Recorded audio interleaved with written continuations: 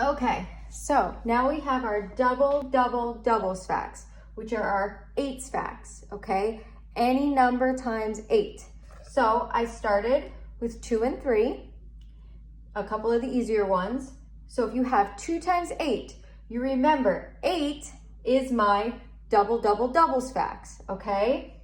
So you would break your 8 up into a 4 and a 4, okay? Then you would do 2 times that 4 equals 8, and then 2 times that other 4 also equals 8, and then an 8 plus an 8 is a 16. Obviously, if you also saw this question, you could think to yourself, okay, it's a 2's fact, okay? And you could just do it that way. But I'm just going through each one to get you practicing our doubles facts, okay? But it really helps maybe with the bigger numbers. So next one, 3 times 8. Break that 8 up into a 4 and a 4, okay? Then you do 4 times that 3 is 12. Another 4 times that 3 is 12. 12 plus 12 is 24, which means 3 times 8 is 24. Okay, let's try the next one, which would be 4 times 8, okay? If we did it using this, we would break that 8 up into a 4 and a 4, then multiply it by the other number, which happens to also be 4. 4 times 4 we know is 16. Again, 16. We know 16 plus 16 is 32. So 4 times 8 is 32. All right, let's try the next one. 5 times 8. Break that 8 up into a 4 and a 4. 4 times 5, we know is 20. 20 plus 20 is 40. Okay, now they get into the bigger one, the bigger numbers, which I know some of you find a little bit harder. So 6 times your 8. We're gonna break that 8 up into a 4 and a 4. Then we're gonna multiply it by that 6. Now, let's say you can't remember what 6 times 4 is.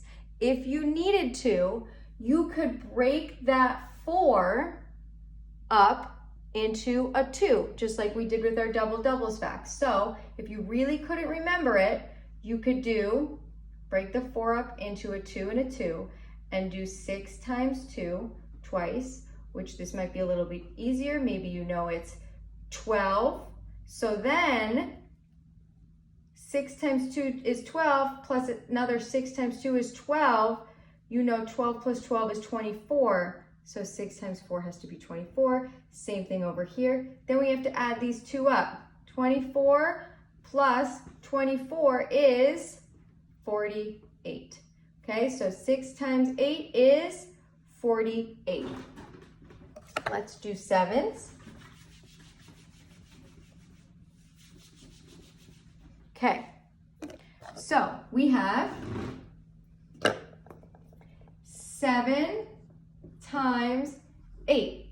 We're going to break that 8 up into a 4 and a 4 and multiply it by our 7.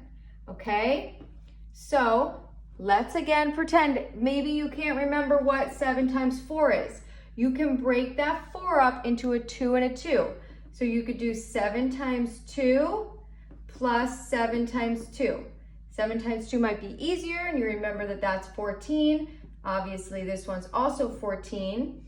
14 plus 14 is 28. So that means 7 times 4 has to be 28. Okay, this is obviously also going to be the same number, 28. So now we just have to add these two up. Okay, I like to line my numbers up sometimes when I add them, if you're not doing mental math. So 8 plus 8 I know is 16, carry the 1. 2 plus 2 is 4, plus 1 more is 5. So 7 times 8 is 56. Okay, let's do one more. We're going to do 9. So let's do our 9 times 8. 9 times our 8. We're going to break that 8 up into a 4 and a 4. do 4 times 9, 4 times 9, okay? You can also, if you know this already, get 36, 36, then we have to add the 2 up.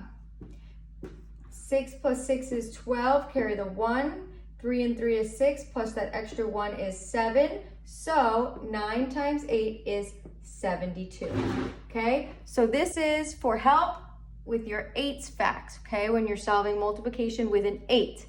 So the next one we're gonna do, we'll go over 3's facts, our 5's facts, which I like to call clock's facts, okay? And then we'll go over our 9's, okay? And I have a couple of strategies for 9's.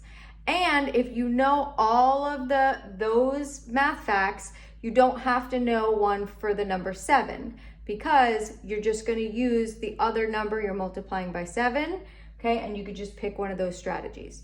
So you don't have to use these strategies, but you know, I always like to give you things so you can have options when you're trying to solve.